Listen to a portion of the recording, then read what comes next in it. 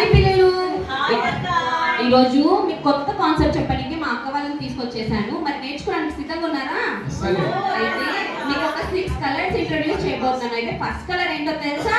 ఇదేంటి? Yellow colour. Yellow colour అయితే yellow heavenly fellow. యేసయ్య haven తో కంపేర్ చేశాడు. హెవెన్ లో ఏముంటుంది?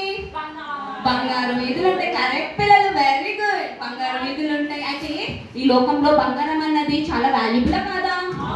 కదా. అయితే అంత వాల్యుబుల్ అయిన హెవెన్ యేసయ్య మనకి ఇవ్వబోతున్నాడు.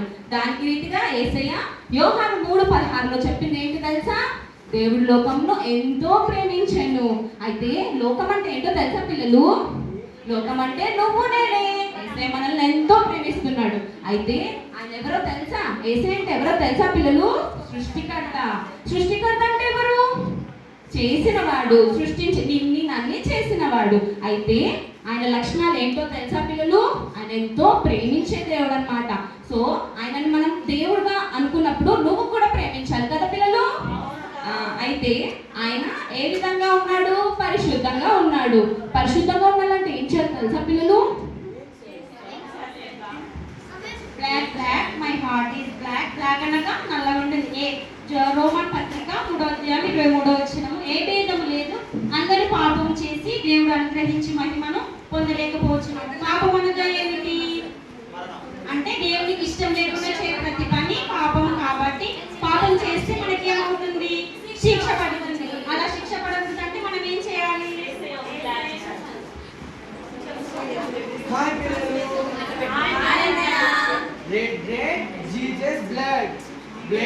రెడ్ అంటే రక్తానికి గుర్తు.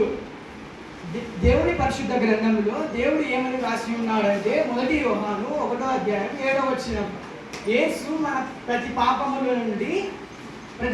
నుండి మనను పవిత్రులుగా చేయును. దేవునిలో జీవితం, గొప్ప జీవితం, మంచి జీవితం, పర్ఫెక్ట్ లైఫ్.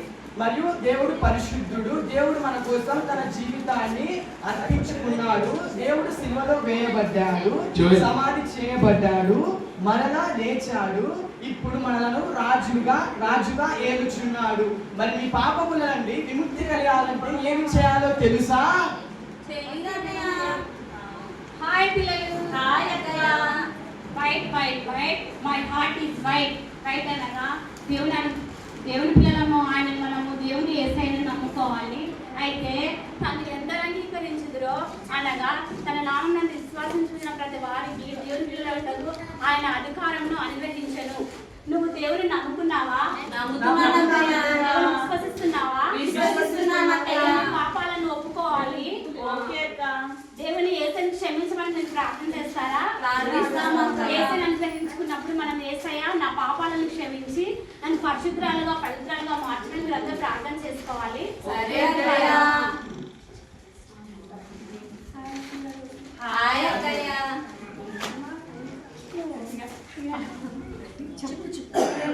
మీరు దేవుని వాక్యం విన్నారు కదా. ఇప్పుడు గ్రీన్ చూడండి, గ్రీన్ అన్నమాట. అంటే ఎక్కువ అభివృద్ధి పొందడానికి గ్రీన్ ఉపయోగపడుతుంది. దేంట్లో ఉపయోగపడుతుంది అంటే క్రీస్తులో అభివృద్ధి పొందాలి అని దేవుని వాక్యం చదవాలి.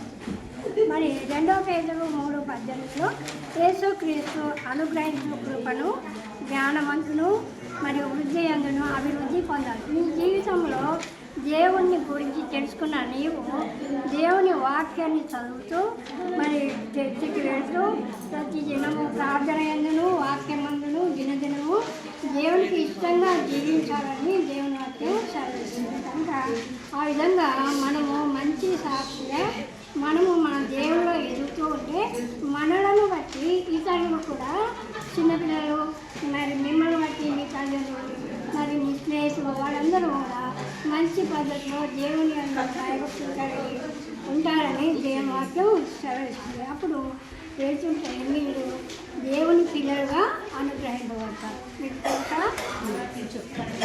హాయ్ పిల్లలు. ఇప్పుడు మనం అందరం విన్నాం కదా పిల్లలు. ఇవన్నీ దేవుని అంగీకరించి మరలా మనం దేవుని ఎదుగుతున్నాం కదా. దేవునిలో ఎదుగుతూ ఉండమని దేవుని రాకడ వరకు ఎదగాలి పిల్లలు. అయితే ఇది blue Jesus is coming soon. దేవుడు మళ్ళీ మనల్ని తీసుకెళ్ళి ముందుకెళ్ళడానికి ఈ లోకంలో మధ్యాకాశంలో మీకు ఒకటి తెలుసా పిల్లలు, మనం ఏరోప్లేన్లో వెళ్ళాం, మరలా